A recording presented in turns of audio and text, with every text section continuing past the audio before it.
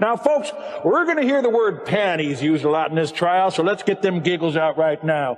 Panties, panties, panties, panties, panties, panties, panties. All right, folks, let's talk about sex.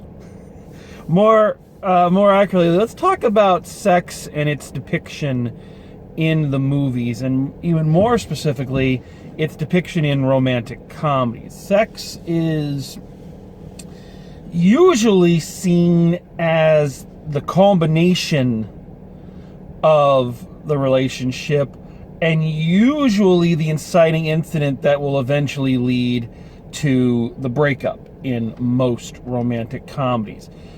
Most romantic comedies are always building towards, are they gonna have sex? When is the sex gonna happen? And then it happens, and then the fallout from that sex being the ultimate, in terms of literary and, natural, kind of the ultimate form of physical expression of affection. The emotional fallout from it usually is what leads to the breakup, the misunderstanding, so that everything can be resolved later in the film, usually. But sex in general is treated, as I'm talking about sex, it's raining, you can, make connections there. Anyway, sex in general in films is treated more as a plot device than as an actual emotional connection. And I'm not talking about like the freaky, 50 Shades of Grey thing where they built their entire relationship on weird sex. I'm talking about, when two characters that you have affection for and that have affection for each other finally meet. That's a bold statement right there, isn't it?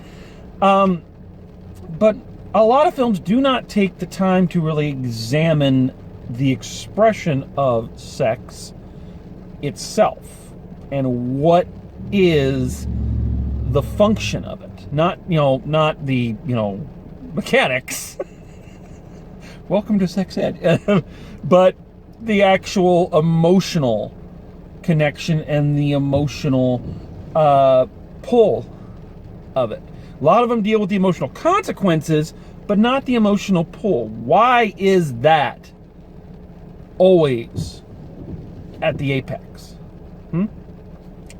I can think of two films that have really kind of dived into it. Films where sex is kind of the center of it, but not in a sleazy or exploitative kind of way. The first, Professor Marsden and the Wonder Women, which I have talked about in length.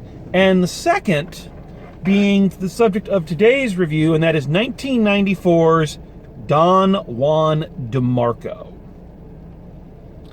The reason I lead with this is because this is not a romantic comedy in the traditional sense. It's not a boy meets girl, boy gets girl, boy loses girl type of thing.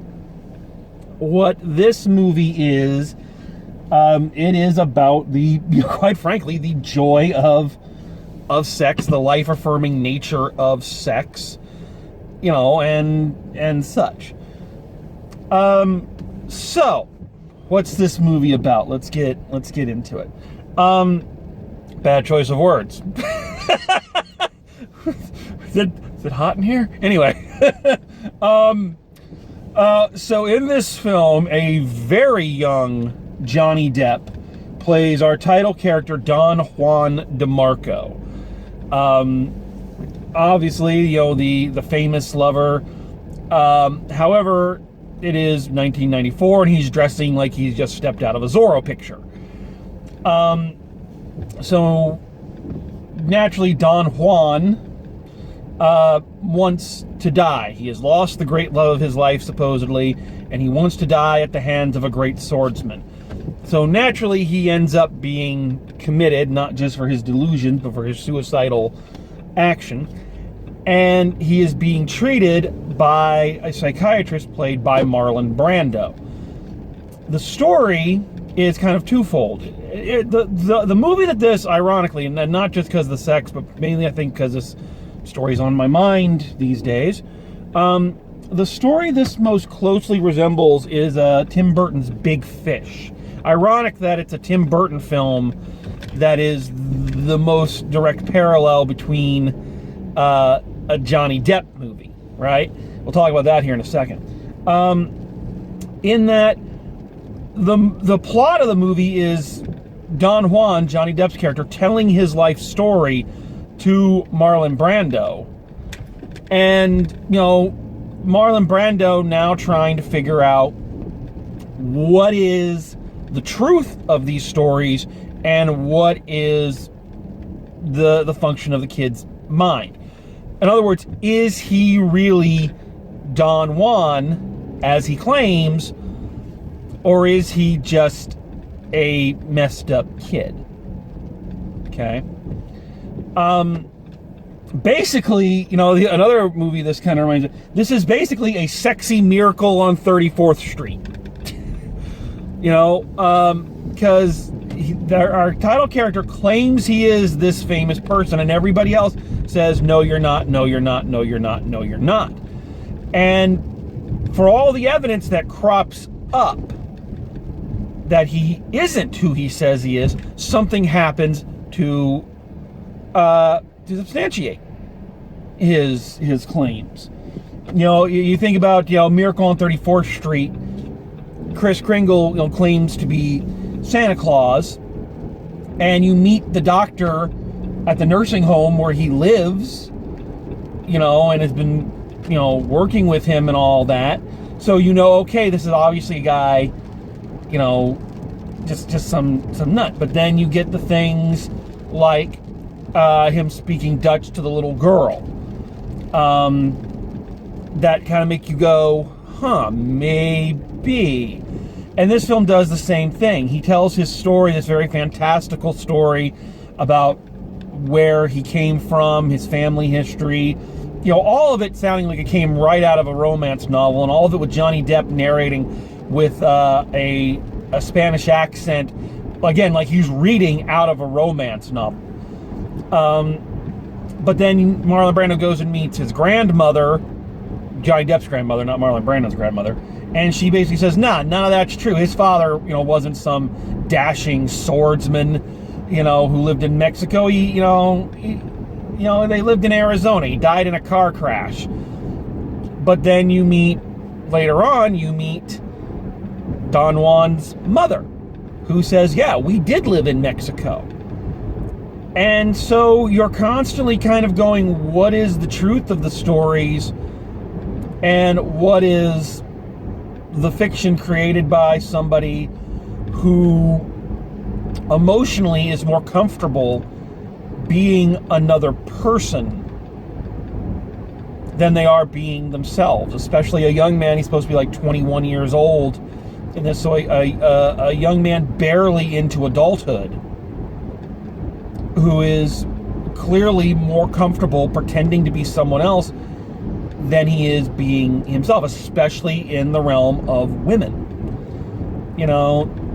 A young man kind of coming into his own, especially one that has never been comfortable around women, often can find it easier to pretend to be someone else than to try to be themselves.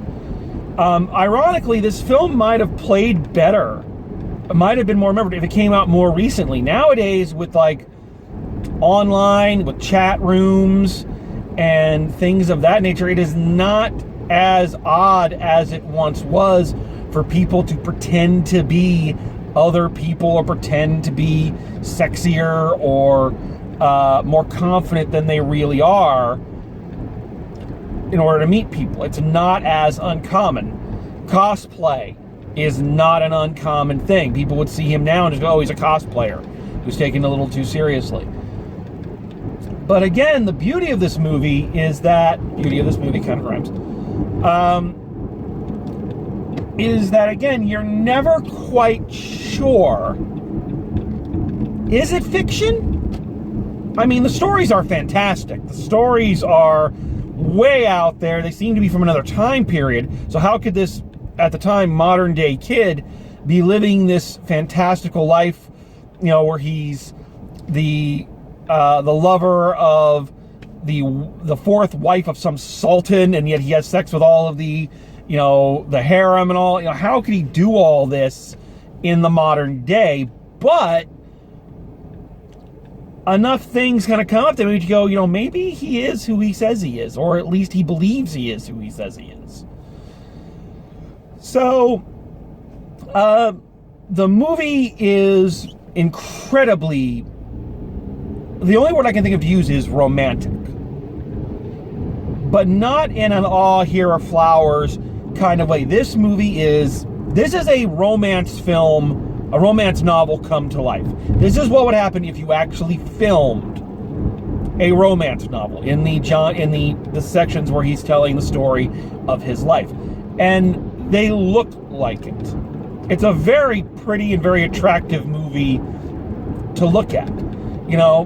I have no shame in saying Johnny Depp is, and especially was in his younger days, a very attractive person. He's a very attractive man. The women who they get to play his various lovers, very attractive women. The only one I can remember the name of is Dulcia Soto, who she was in Mortal Kombat. She was a Bond girl. So very, very attractive people, lit and filmed in very soft focus, very warm colors.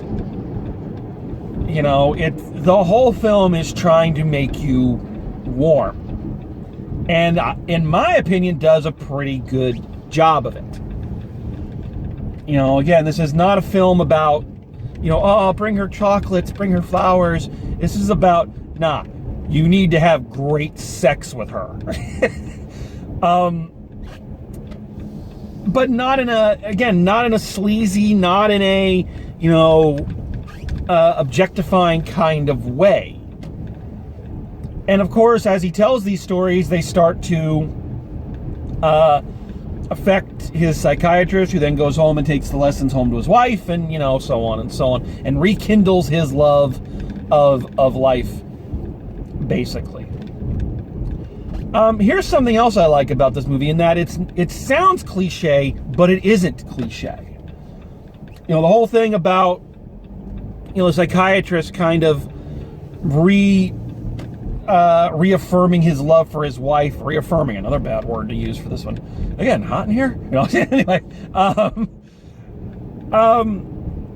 But the whole thing about them rediscovering their fire, that sounds very cliche. It sounds like a lot of, rom-coms, which I hate that term. I don't know why I just used it. But the characters in the situation are not. Because normally in a movie like that, they're bored with their lives, and they're drifting apart, and they're just so muddled in routine, and da-da-da-da-da-da-da. You never get the feeling that this couple, played by Marlon Brando and Faye Dunaway, so two very experienced and very good actors, you never get the feeling that they're bored with their life. You never get the feeling that they've grown apart. You never get the feeling that they're dissatisfied with each other or the way things are. It's just the interaction with this young man and the stories that he tells just kind of, I don't know, gives them an extra goose, fires them up a little bit more and shows them that, hey, there is more they can do. You never get the feeling watching, boy, and I gotta tell you, we're gonna talk about the acting here in a second.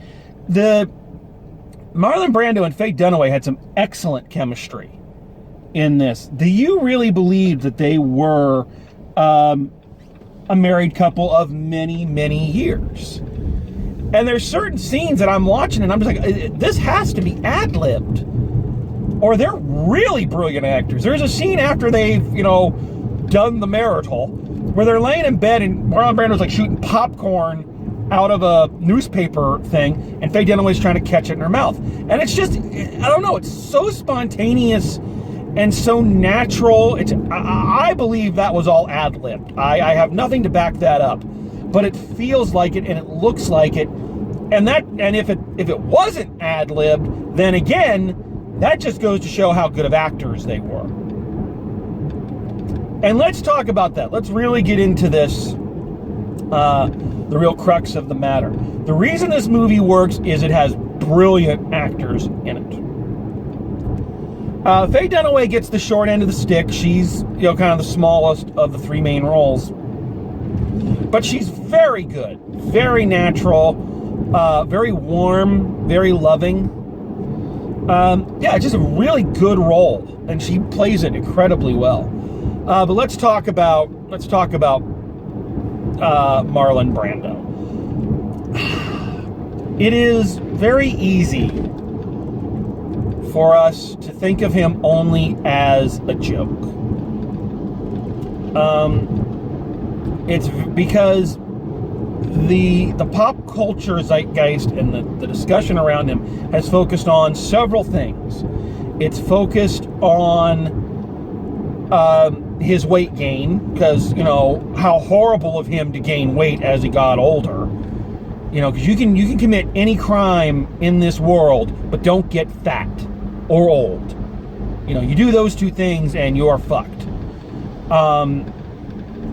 This last one, he poured gasoline on, so can't really blame everyone for this but him. His somewhat eccentric behavior towards the end of his life. And yeah, that is true. And the overplaying and over-parodied larger characters that he played. How many times you hear people go, Stella! Stella! I could have been somebody. I could have had class. I could have been a contender. I want to say those three especially have been so overplayed. And those three moments, not even the performances of them, but those three moments have been so overplayed and so over-parodied that you get the feeling this guy was a walking joke. And the simple fact of the matter is, and this film, I think, is a great evidence of this, this guy was one of the best fucking actors of his generation. And I'm going to use that term a lot, of his generation. And I think this movie, more than some of his more iconic roles, Stanley Kowalski, Vito Corleone, I think this movie is what proves it, because this role is not as larger than life, as melodramatic as some of his more iconic roles. It is a very mundane role. A psychiatrist on the verge of retirement. I mean, that's really it. Who, suddenly, gets an itch in his trousers after listening to a romance novel. I mean, that's essentially it. But Marlon Brando plays this character so well and so naturally, so effortlessly. Really, you look at it and you're like, geez, it's it's compelling and good and multi-layered, but there's not much there. But he really was that damn good. He truly was.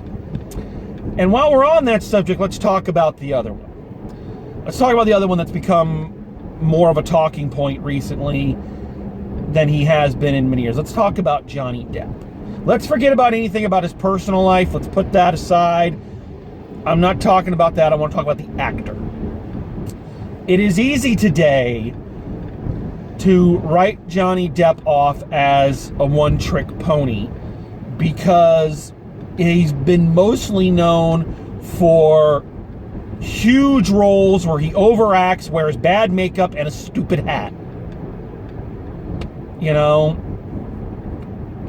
That is what his public persona, in terms of his on-stage persona, has become. That is what we think of when we think of Johnny Depp. But here's the thing, folks. Just like I said for Marlon Brando, and I'm using the same term again, but I kind of have to. It is easy to forget. Johnny Depp was and is one of the best pure actors of his generation. Full stop, no qualifier. He is that damn good. What I always found amazing about Johnny Depp as a performer is that he was essentially a character actor. And what I mean by that is a movie star tends to take on roles that are very that person's persona. You know what I mean? Tom Cruise, every movie he's in, no matter what character he's playing, he's essentially playing a Tom Cruise character.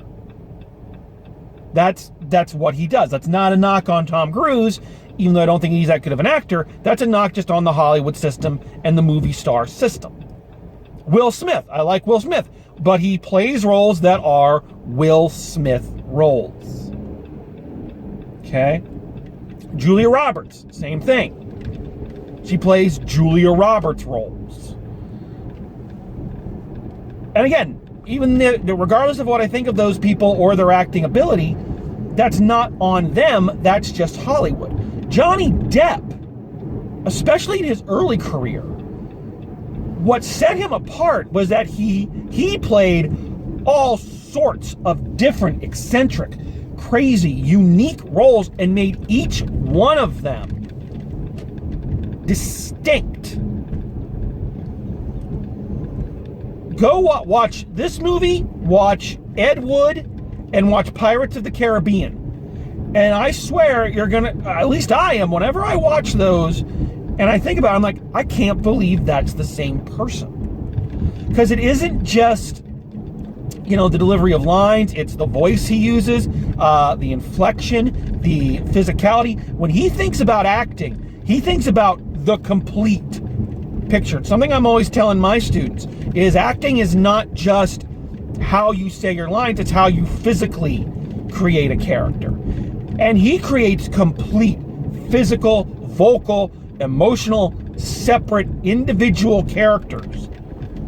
Now again, that's hard to remember now because he's played basically some version of Jack Sparrow in a lot of his recent movies. But look at him in Murder on the Orient Express, where he's playing a vastly different character, and it shows you how good this guy is. And this film, got a little off topic there, this film is kind of a microcosm because he plays essentially two different characters in this film. He plays Don Juan, the character that we've come to see and come to know, and then he plays the kid, the person that he is underneath. Now I don't want to spoil the ending, but you kind of have to a little bit to talk about this. After he's done talking and he takes the meds and everything, and he has this hearing to decide if he's going to be committed fully, and he's there as the normal kid, this person who put on this persona. And it is two incredibly different roles. Once again, in the physicality, the level of confidence, the vocal performance. It's not just that he took off the accent, it's that the inflection, the approach of lines, two very different roles. And that is a good actor. Is this film perfect? No. But honestly, unlike a lot of the other films I've talked about with this little sub-series, there's not a lot I can really harp on that really drives it down. I think it drags a little bit in the middle. Some places it feels like it's dragging. Some places feels like it could have used a little bit more time. You know, so the pacing is a little off. I also really like the extraordinary nature of his stories, but I think the film might have been better if they weren't so unbelievable. You know, especially the middle section with the Sultan and, you know, the Sultana and all that. That was a bit much, especially if you're trying to really sell us on the fact that this kid is who he says he is. But those are quibbles. Those are minor things. Overall, the film is still very good and still holds up incredibly well. I was kind of shocked, and especially now that I am older, I understand it on much, much different levels than I did when I first saw it.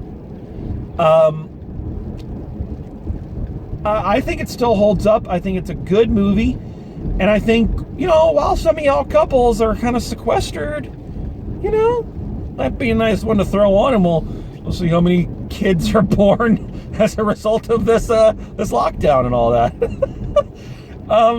But yeah, I highly recommend this one. I think it is a forgotten gem, and I think it deserves more attention than it has really gotten. But that is what I'm doing. That's why I'm out here. Because you have to ask the question, why? Why is he out here in freezing cold rain during a pandemic to tell us all about a 26-year-old Johnny Depp movie? Because, friends, if I don't, who will? If I don't tell you about these films, where are you going to learn about them? Where are you going to learn about Don Juan DeMarco and Matinee and Dick Tracy? Huh? On the streets? Not on my watch. Who can you rely on to tell you about these movies? Those fat cats in Washington? Good luck. No. That's why I'm here. That's the service I provide. To bring you reviews of movies that nobody asked for and that even fewer people are going to see. But it doesn't matter. Because I'm putting the word out. And I'm doing it for you. Now, I wouldn't use the word hero. But if other people want to use it, well, who am I to stand in the way of history's judgment? So don't you worry, folks. We are going to get through this together. And Drive Home Reviews and Forgotten Gems has plenty more where this came from. So, until next time, dear friends, drive safe. And I will see you at the movies.